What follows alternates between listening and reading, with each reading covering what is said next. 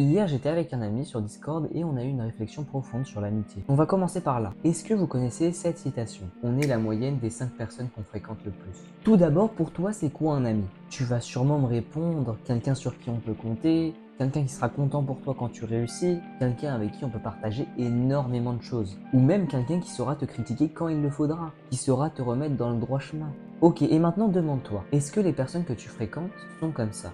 Ne te mens pas. Quand tu réussis quelque chose, est-ce que tes potes, ils sont contents pour toi, ils disent mec, tu le mérites? Est-ce que par exemple tu peux avoir de vraies discussions profondes avec eux et pas simplement jouer à des jeux? Si tu hésites, c'est sûrement que tes amis ne cochent pas ces cases ou alors qu'ils ne les complètent pas totalement. Vous savez que moi je suis quelqu'un qui a très peu d'amis. Ils se comptent sur les deux doigts des mains. Parce qu'à vrai dire, je fais une vraie distinction entre connaissances, camarades et amis. D'ailleurs, j'ai déjà eu des camarades et des amis qui m'ont dit frérot, ton cercle, il est trop restreint. Et mes amis me disent que je considère quasiment personne comme un ami, comme si je voyais le mal partout. Eh bien, à vrai dire, c'est un peu vrai. Mais en fait, c'est parce que je tiens vraiment à être entouré des personnes que j'aime réellement. Et j'ai pas envie d'avoir un écosystème de 100 amis avec qui en fait finalement on ne se connaît pas tant que ça. Et à vrai dire, je pense que j'ai une définition assez bizarre de l'amitié. Car pour moi, l'amitié elle marche dans les deux sens.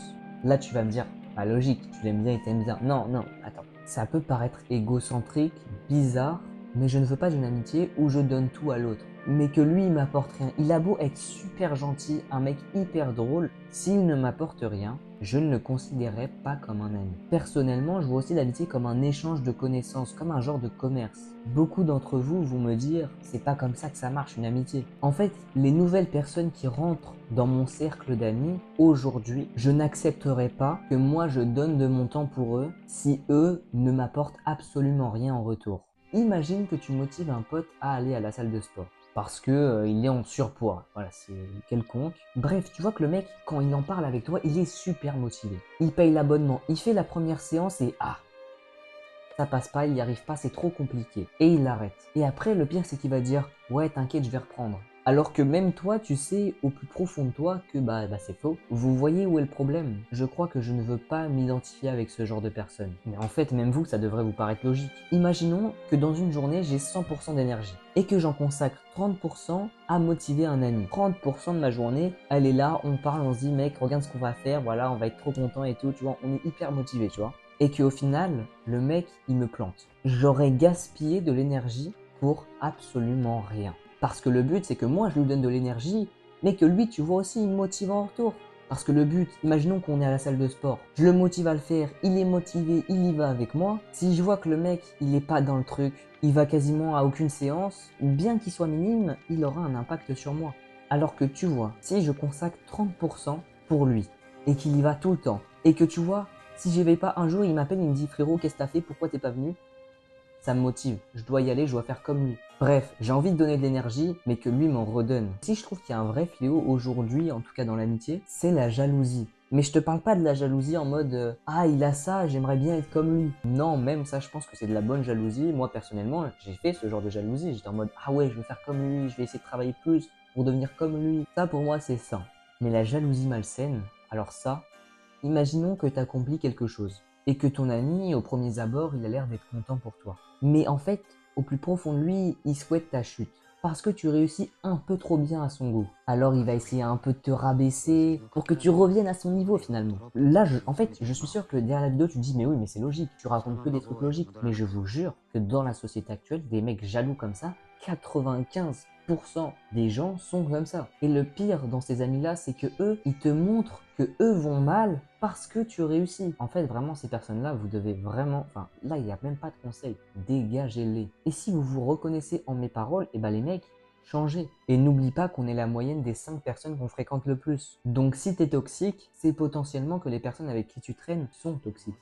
En fait, je pense que vraiment la bonne mentalité, c'est de se dire je veux être comme lui et pas je veux qu'il perde ce qu'il a de plus que moi. Mais tu peux aussi te dire moi mes amis me veulent que du bien. Oui, peut-être, mais si tu n'as jamais rien accompli, comment tu peux en être sûr à 100%? Peut-être qu'ils souhaiteront ta réussite jusqu'à temps que tu réussisses. En fait, généralement, tu vois les vraies amitiés quand tu es vraiment au-dessus. Parce que si ils continuent à être fiers de toi, bah mec, t'as trouvé les bons gars. Et de toute façon, l'amitié, ça arrive, ça repart. Et parfois, il faut juste savoir laisser partir des amitiés pour en retrouver plus tard. Il y a quelques années, enfin je pense que c'était il y a 2 ans, ou même 1 an en fait, je m'obstinais à vouloir rester ami avec des gens. Parce que d'une certaine façon, j'étais accroché au passé. J'étais accroché à des personnes figées dans le temps, à des versions de gens figés dans le temps, et pas les nouvelles personnes qu'elles sont devenues. Mais en fait, c'est logique, mais le passé, il a aucune valeur. Il faut savoir le laisser partir. Et parfois, je sais que tu restes ami avec des gens pour tuer le temps. Mais j'ai dédié l'ennui à une de mes vidéos, et c'est pas une mauvaise chose. Et regarde aujourd'hui les personnes qui ont le plus réussi. Elles sont tous passées par un processus où ils ont été seuls pendant un moment, où ils ont full tryhard, où ils se sont constamment remis en question. Ces personnes-là, elles avaient appris à dire non. Imaginons que tu as envie de travailler sur tes objectifs, mais sauf que tes potes, ils te proposent de sortir tous les mercredis. Eh bien, à ce moment-là, il faut savoir dire non. Personnellement, j'ai dit non plein de fois. Et c'est pas parce que j'ai pas envie de sortir, j'aimerais bien sortir avec eux. Mais je me suis dit que j'allais faire ça, donc je le fais. Parce que je sais qu'après, sinon, je vais regretter. Je vais peut-être passer avec eux un super moment, mais en rentrant, je me dis, mec, qu'est-ce que j'ai fait? Après, ça, c'est valable que pour moi. Ça se trouve, toi, t'as pas du tout la même vision que moi, tu veux profiter du moment présent, et puis bellec. Et ça, c'est des choix de vie. Mais si tu veux travailler sur des objectifs et que tous les mercredis tes potes te proposent, eh bien au bout d'un moment, il faut savoir dire non. Parce que si tu sais que tu culpabiliseras quand tu reviendras de chez toi après avoir passé un bon moment avec tes potes, bref, priorise. Travaille sur ce qui compte réellement. Personnellement, je suis quelqu'un qui pense énormément au futur. Ça m'obsède. Je pense que dans ma vie, très sincèrement et dans la plus grande transparence, il n'y a pas un laps de temps de 20 minutes où je me suis pas dit qu'est-ce que je fais là, je dois travailler sur mes objectifs parce que c'est bientôt la fin, enfin c'est pas bientôt la fin, mais et je sais que je suis pas le seul, c'est pourquoi je fais ces vidéos. Après je sais que personnellement c'est une situation quasiment extrême, je sais pas si vous voyez ce que je veux dire, mais tellement c'est une obsession, et bah tu te sens obligé de le faire et c'est impossible que tu ne réussisses pas. Dans aucun monde je ne réussis pas parce que tellement ça en devient une obsession, si tu le fais pas, en fait tu seras obligé de le faire. Ton cerveau, il verra ça un peu comme de la survie. Il en a besoin pour vivre. Je sais pas du tout si vous voyez ce que je veux dire. Bref, pour finir cette vidéo, l'amitié, elle est à double tranchant. Elle peut t'apporter beaucoup, mais elle peut aussi te prendre beaucoup, sans rien recevoir en retour. Et si tu es la moyenne des 5 personnes qui te fréquentent le plus, fais en sorte que ces amis soient de véritables frères, qui t'accompagnent dans les bons et les mauvais moments, et qui ne sont pas jaloux. Tu sais ce qu'on dit, les véritables amis sont ceux qui vont te parler cru en face de toi, qui vont toujours te dire la vérité, mais qui vont faire tes éloges dans ton dos. Et les pires amis sont ceux qui t'aiment en façade, mais qui n'hésiteront pas à te parler dans ton dos.